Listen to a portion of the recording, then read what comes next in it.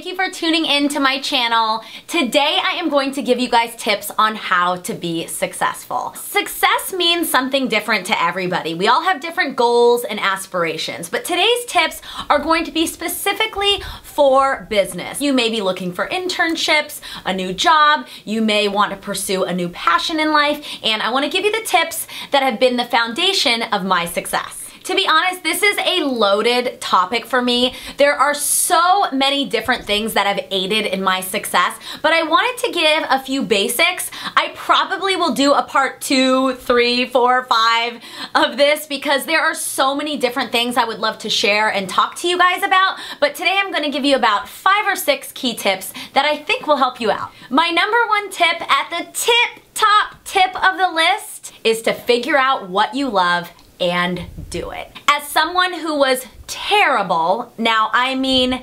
terrible in school, I'm not kidding, like under 2.0 average student, like my whole life. Don't tell anybody. It really took figuring out what I love to do to make me thrive and do my best and be successful in my professional career and make money. That's why I feel like it's paramount that for all of you out there who are not sure about what to do with your career, take a class, go to your career counselor, figure out what it is that really makes you tick and pursue it. We, sadly enough, work more than we relax in life. So if you choose something that you love or love-ish, it will make your life that much more enjoyable. Another tip I have for you is don't sit there and wait for things to happen.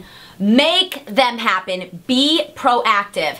The moment you feel like, oh, I'm not sure if I should reach out to them, do it. I'm telling you, some of the biggest things in my career have happened because I have reached out. Truly, I'm telling you, you will never know until you reach out. And just because something isn't posted in your face does not mean there isn't an opportunity there. Just go for it. Reaching out and seizing opportunities or inquiring about opportunities has aided in some of the biggest jobs I've had in my career. And on your road to reaching out and seizing opportunities, you also need to follow up. Follow up, follow up, follow up, follow up. So many times people are busy, they get a zillion emails. So just because you email your resume once does not mean that they had a moment to see it. Maybe email in 4 days or a week. Leave some space in between following up, but don't forget to follow up. There's a fine line between following up and being annoying.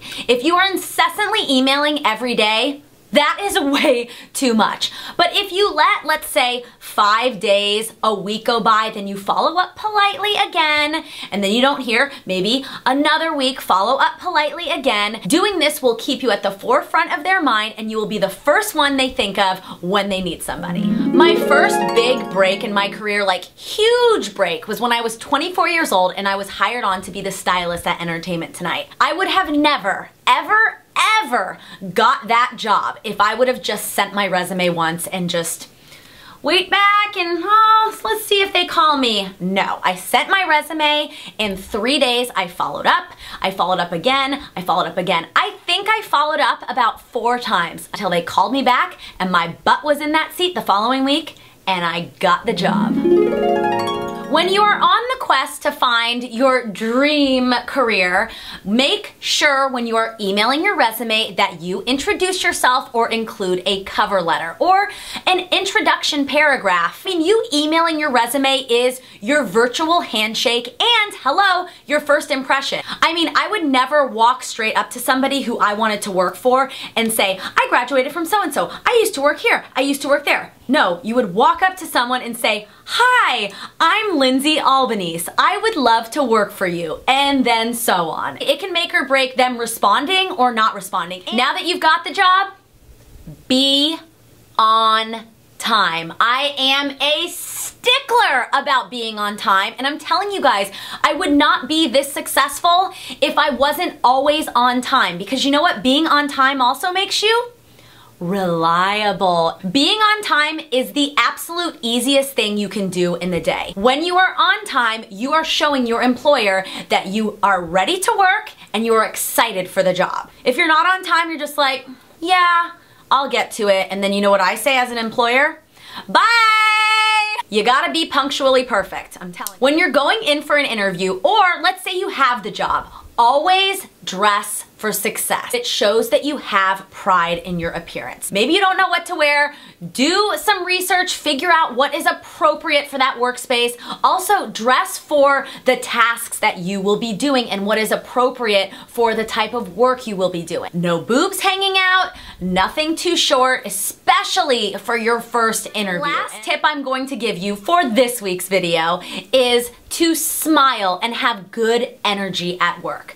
People naturally like to work with people that they like. It's true in my business and in so many businesses. When you're enjoyable to be around and have a no task is too small attitude, people will want to call you back and work with you.